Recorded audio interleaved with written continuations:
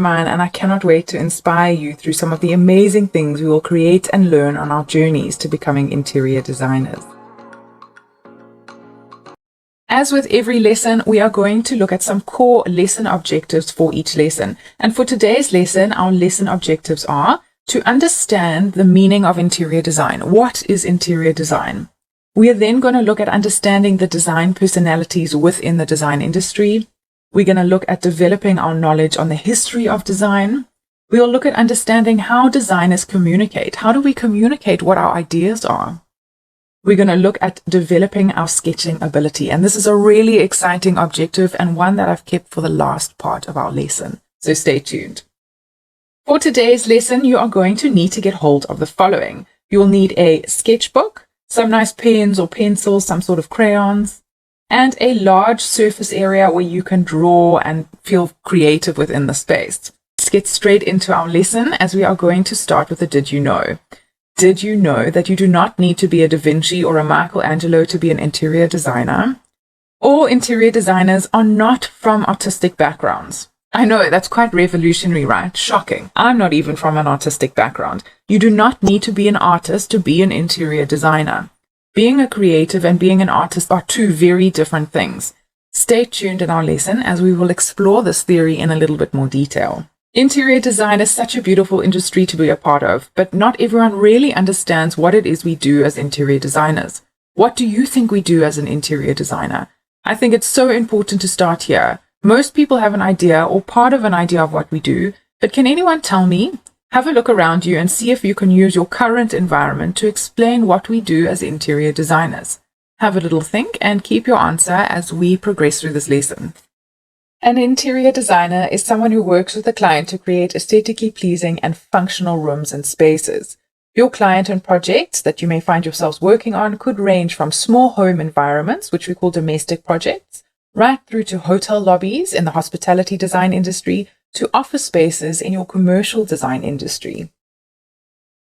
An interior designer creates indoor spaces that are safe, functional, and aesthetically pleasing. Not one of these phrases stand alone. As a designer, you may be required to change furniture placement, wall locations, electrical points, or decide on color palettes and overall style in a variety of different spaces. On your screen are 3 images of interiors. Can you tell me which one of these 3 best describe what we do as interior designers? So your option A is a plan view of a house, option B is an image of a wedding venue, and option C is an image of an interior of a hospital. Which of these images relate to interior designers and what we do? And the correct answer is in fact all of the above. There is no right or wrong answer here. The fact of the matter is that irrespective of what space you're inhabiting around you, there is always some form of interior design or architecture. It has become such a part of our daily lives we don't always notice. Interior designers do so much more than just applying color to a wall or fabric to cushions. Interior design is about giving purpose and function to a space and improving the built environment, and therefore improving people's lives. We may not be doctors or lawyers, but we certainly perform a vital function in people's daily lives. Interior design can be one of the most exciting and ever-changing professions or career paths to choose. Now we know that interior design improves living conditions, functionality, and the quality of space. I have a question for you.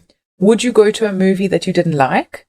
Or eat something that didn't just taste quite right? You can pop your answers into your Morpheus chat box or just have a think about that. So I can tell you that I definitely wouldn't eat something I didn't like or go and see a movie that I just didn't particularly want to watch. Well, when it comes to interior design and architecture, a badly designed space is less easy to avoid, and therefore the focus on good designed and well-planned spaces is so imperative. This is why we have architects and interior designers who devote their careers to planning out spaces to ensure that they are perfectly suited to the functions and habits that need to take place in these spaces. An inadequate design and poorly planned space will have a direct impact on the functions and lives of people inhabiting that space for years to come. This is growing increasingly important with the movement of work from home and more indoor activities taking place. Interior design aids in improving space quality by combining the following factors. Firstly, combining your design principles, which are your shapes, your colors, and your form, with ergonomics, such as heights and standard sizes, with your environmental factors, such as your wind, your sun, and your sea. Each of the above factors should be your core thought and starting points to any design project. Did you know that there's such a thing as a poorly designed space or a well-designed space? I'm sure most of you have thought this through before, but probably not as often as your practicing interior designers would. There is a definite difference and a definite consciousness around well-designed spaces versus a poorly designed space. Therefore, not everyone is an interior designer. Have a look at this interior and tell me if you think this is a well-designed or a poorly designed space.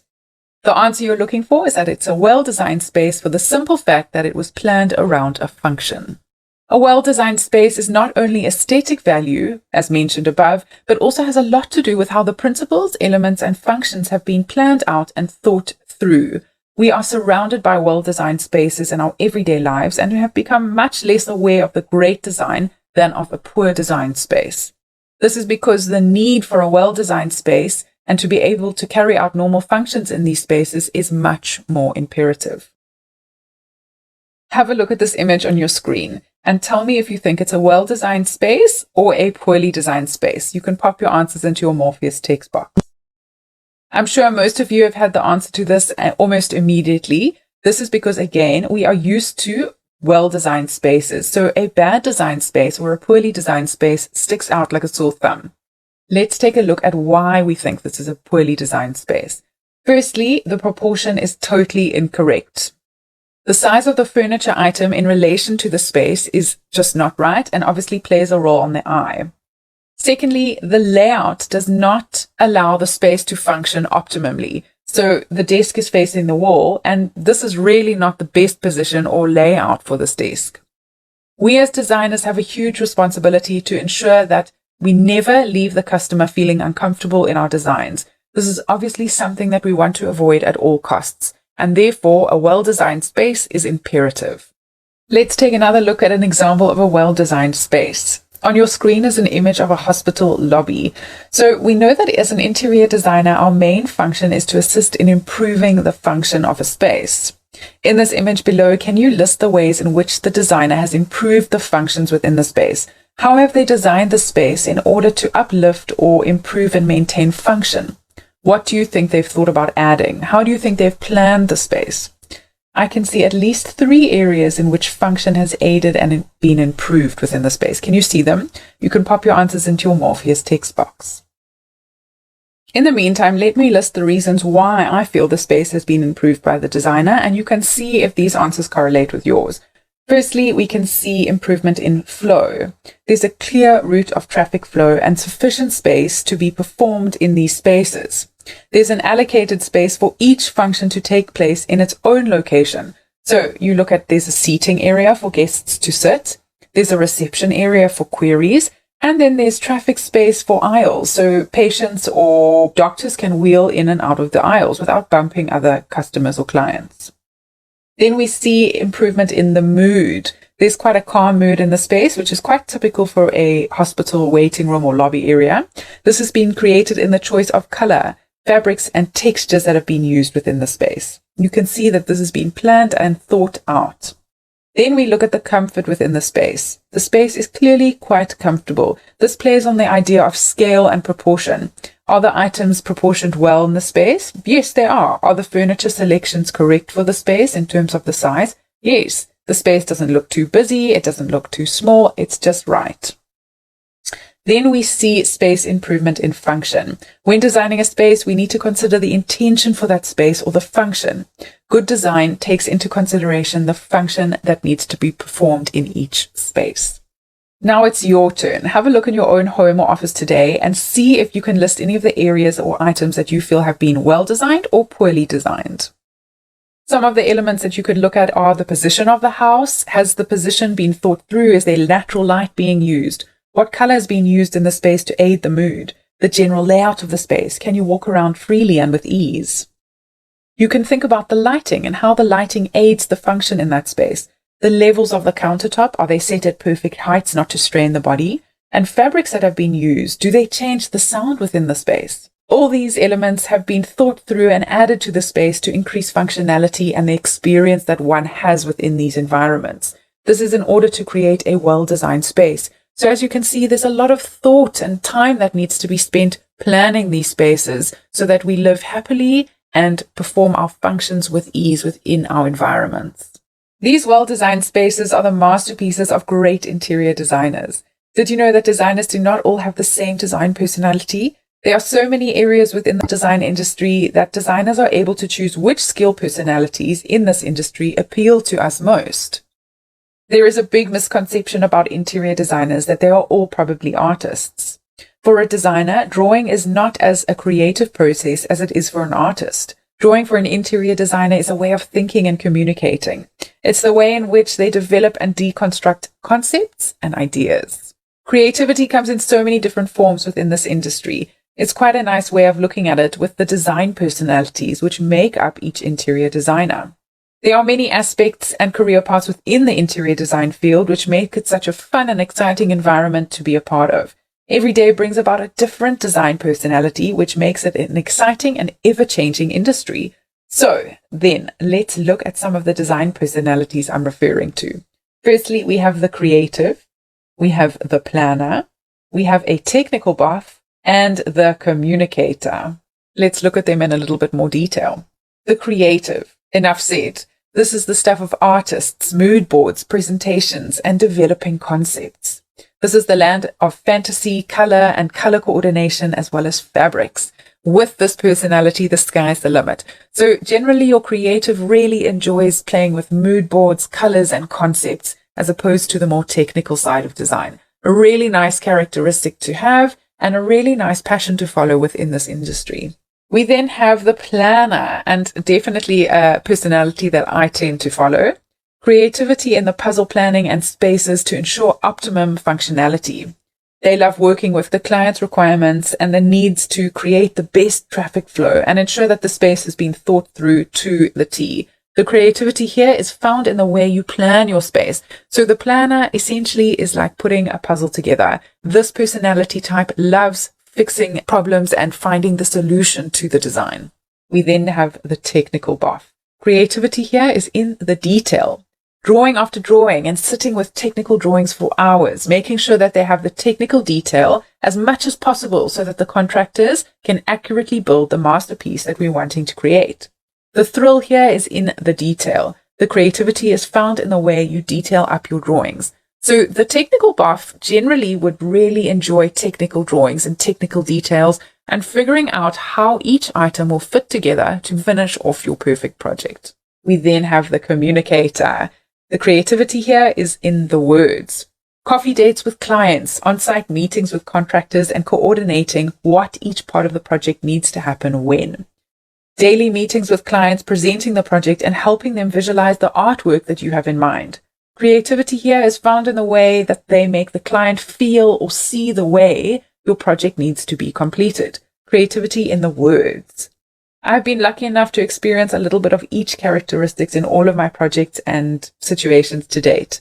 This industry is so great in the sense that you're able to choose which personality type, for instance, your creative or your technical buff, that you prefer and drive your career in that direction. Personally, my excitement lies in the space planning and the planning side of things, because naturally I'm a problem solver. Through this course, we'll cover all of the aspects involved in interior design and the career paths that you may find yourselves in. In Module 4, we'll revisit all of the design personalities and decide which design personality best suits you. Now we know the personality types, we need to look at the foundation of interior design. And what a great place to start looking is the history book of interior design. As we know with any design industry, there's always loads of rich history and inspiring specialists that we need to learn about to understand the progression and the development of that history. And this is no different when it comes to interior design. I personally love history and promise to do my best in making this as interesting and as fascinating as possible. Our starting point is, did you know? Did you know that the interior design profession is a fairly new industry? It's just over about 100 years old, but it's only recently been recognized as a profession of its own, a standalone profession, if you will. So, if this is such a new profession, how did it come about that we now call ourselves interior designers? As with any profession, it has developed. There was a need for interiors to be designed. So we say there was essentially a need in the market. What started out as the art of decorating, embracing form and function, evolved into today's world of the highly specialized study of interior design, which requires years of study and years of experience. Now you will start to see why everyone confuses designers and decorators. It's not their fault, it's all in the history. We start in the 1900s. The first time the term interior decorator was used was in America. The so-called decorators had no form of study or academic record behind them, but they seemed to have a gift for style, logic, and natural talent to solving their clients' problems or design needs. The first solid movement towards this career becoming something of recognition was thanks to Elsie de Wolf, the mother of interior design. Elsie became the first interior decorator to publish the first interior design book in 1914, and the name of this book was The House of Good Taste. She was considered the first American professional interior designer. Also, just a side note, this industry is not only a female industry, it's very much a male and female industry as well. There's some very well-known male interior designers and definitely ones to keep an eye out for. Elsie de Wolf had a strong belief in creating an overall design statement that was harmonious. She believed that the statement needed to reflect the woman's personality as opposed to the husband's earning power, because during this time, obviously, that was something that was very prevalent. De Wolf introduced a startling freshness to the elaborate, heavily fringed and tasseled Victorian design sensibility of her time. Before de Wolf began helping her friends with home decorating around the 1900s, American homes had never been designed. Upper-class women called in curtain makers, furniture salesmen, wallpaper hangers, and other craftsmen, and then attempted to arrange these elements themselves. Hence the term we so commonly jump to, an interior decorator. The term interior designer was coined in the 1930s by a magazine called Interior Design and Decoration. At this time, design schools also started recognizing the work not only of designers, but also of architects and engineers. The first and largest professional organization in the field was founded in America, and the name of this organization was the AID, the American Institute of Decorators. They later changed their name to the American Institute for Interior Designers in 1936. The history of interior design continues to rapidly evolve. Interior design specialities are now widely accepted as a part of the norm in the built environment, and that is why we now have the profession of interior design to date. Having had a look at a short history of design, we now need to look at how designers have communicated up until now. What tactics have interior designers used to communicate their work? That brings us to our next topic, how designers communicate. How do you think we communicate our ideas and our schemes? Have a think and pop your answers into your Morpheus text box. How do you communicate? To understand communication, we need to look at the methods that designers use to communicate. To understand the methods of communication, we need to look at the tools and the techniques that we use. We will use both our tools and our techniques to communicate, but let's break them up in a little bit more detail. We'll start with our tools. The tools that we use as designers to communicate our projects and our work are our drawings by hand, rough drawings, neat drawings, any type of drawing work that we can use to communicate. We also use computer-aided software programs such as AutoCAD, SketchUp, Revit, 3D Studio Max, and so many more. And then we communicate through our presentations. These are the tools that we use to communicate to our clients. So then what are our techniques? Can any of you list some of the techniques you think that we use in your Morpheus text box? What techniques do we use as designers to communicate? I'm sure most of you know the first one, but let me run through some of them with you. One of our techniques is our plan. We use an elevation. We use a section. We use 2D drawings and 3D drawings. And lastly, our sketching. These are all used as techniques when we communicate our ideas. Each of these techniques above will form a part of your interior design projects or project packs at some stage of your project life cycle. We start off with the plan view. The plan is a view from the above, looking down on into a space. A plan indicates the function, circulation, traffic flow, and routes of the tasks performed within a space. Plans are probably one of the most important starting points to any project. Without a plan, you can't actually create or carry out a project. Can you see how much information we're able to take away from this plan view without having even seen the space or lived in the space? We can clearly see that there's a couple of bedrooms. we can see the sizes of the space, we can see exactly how you enter or exit the space. All of the information is there.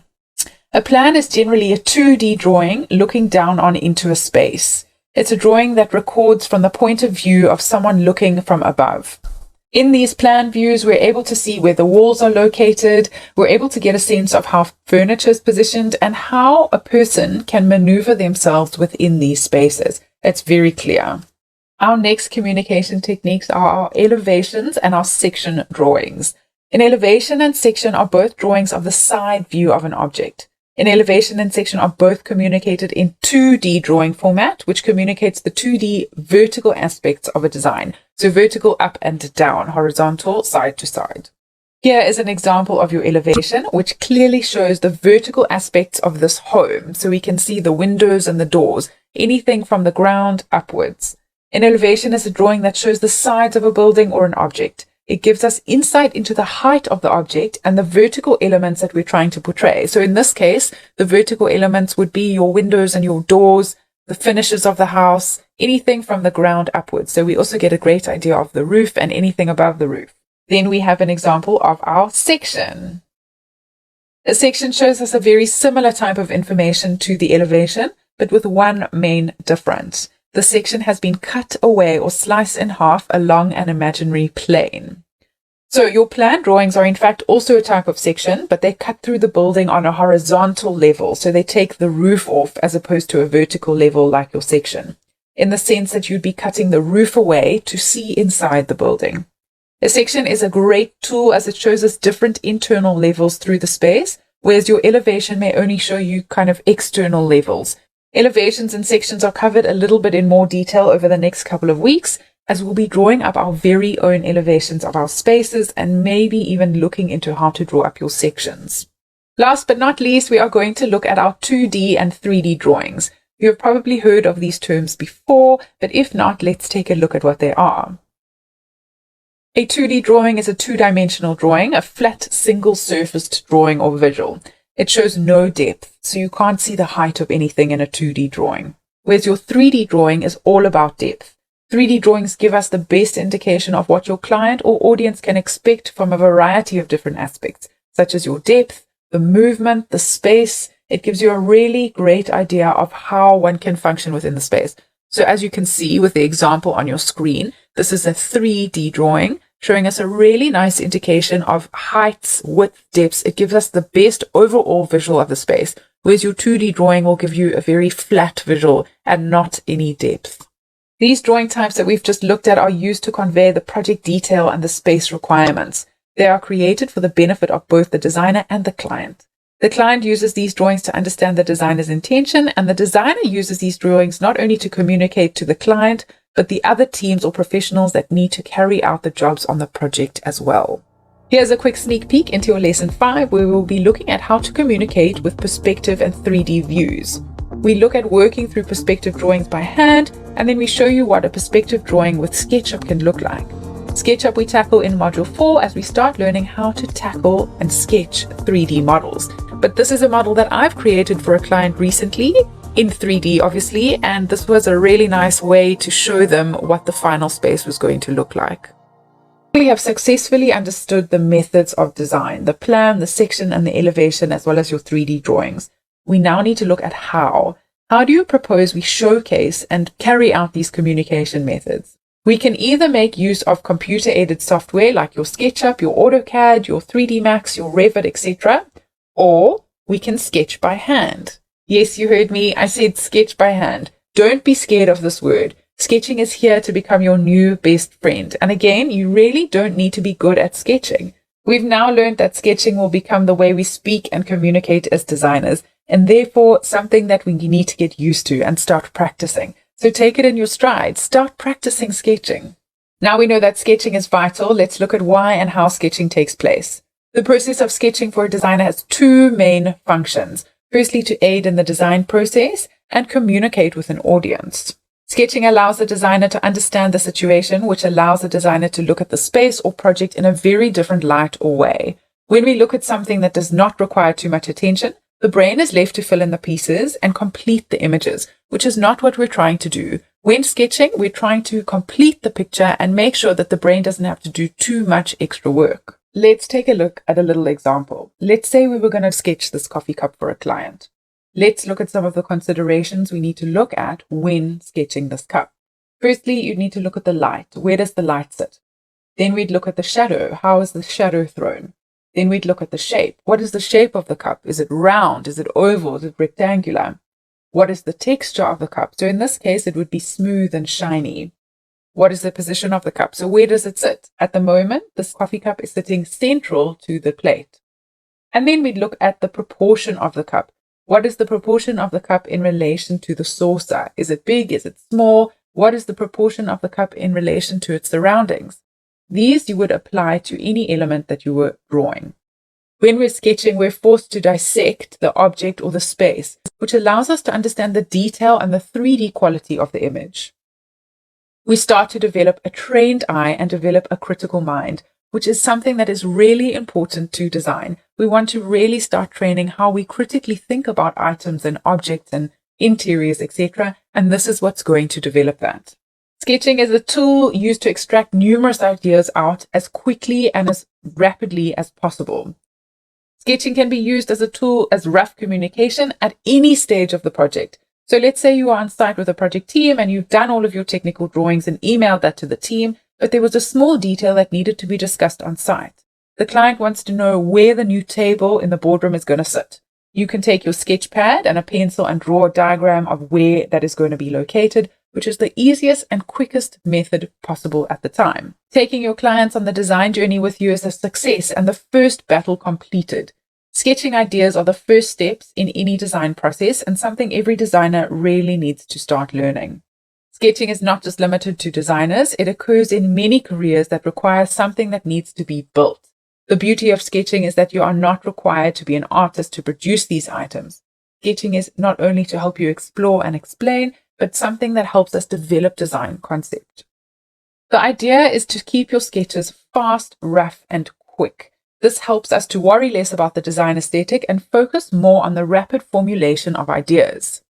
Let's take a look at some of the sketching benefits. So firstly, it's a time saver and time save on the workflow process. So when we're on site, something needs to get done, we can quickly sketch something up. We don't need to go back to our computers and draw them in on our computers. It's a great tool for brainstorming ideas and collaborating with team members. It refines the wireframing process. It helps evaluate the feasibility of the features and elements and layouts and functionality issues within your spaces and projects. And a really great benefit is that anyone can sketch the ideas, so it's not limiting any team members. Sketching is about saving memories in a sketchbook with enough detail so that years later, you're able to flip through that sketchbook and know exactly what you were trying to save or what memory you were trying to portray or remember or convey without having actually been in the space. Your sketchbook is of great importance to the interior designer. And that brings us to your challenge. As I mentioned in the beginning of the lesson, we are going to sketch an object as a form of our communication. So what I'm trying to get you to do here is sketch something in your space, something that you can see in front of you. Sketch it in such a way that I'm able to know exactly what image you're trying to portray or what you're trying to communicate. Find any object in front of you, a cup of tea, an apple, a chair, whatever you feel comfortable with. Ask yourself a couple of questions. What is the purpose of this object? When sketching, it's important to ask what my main aim is. What is the aim of the object? The reason we sketch is to record data to familiarize ourselves with how the object, the space, the light behaves with each other in an environment. Some of the elements you can focus on when creating your sketches are: why is the object interesting? So what do you find interesting about this object? Is it an odd shape? Has it got an interesting texture? What is interesting about this object? Then you need to look at how the object is put together. So how is it joined? Does it have corners? Does it have joints? Does it have nuts? Does it have bolts? How is the object put together? You also want to look at what you want to communicate about this object. So what is interesting? Is it an interesting texture? Has it got an interesting mood to it? What are you trying to communicate about this object? Is it maybe the position of the object? You want to look at the general shape of the object. Is it round? Is it square? Is it rectangular? Is it oval? That also needs to be communicated through your drawings. You'd also want to focus on the scale of the object in relation to its surroundings or in relation to other objects that are attached to it. A really interesting aspect is to look at the light and the shadow and how the light affects the object and where the shadow falls, what shadow is created by the object. And once you've created your sketches, ideally in your sketchbooks, you can photograph them on your cell phone or with a camera, upload them to your social media account. So ideally you've created your own little portfolio social media account, something to do with interior design, post them there. It makes the drawings so much more unique. As you can see, I'm not an artist myself, but I have communicated clearly what I was wanting to show you in a very short space of time, with all the environmental elements, all the shapes and the sizes, and every consideration that I did need to take into consideration while creating my sketches.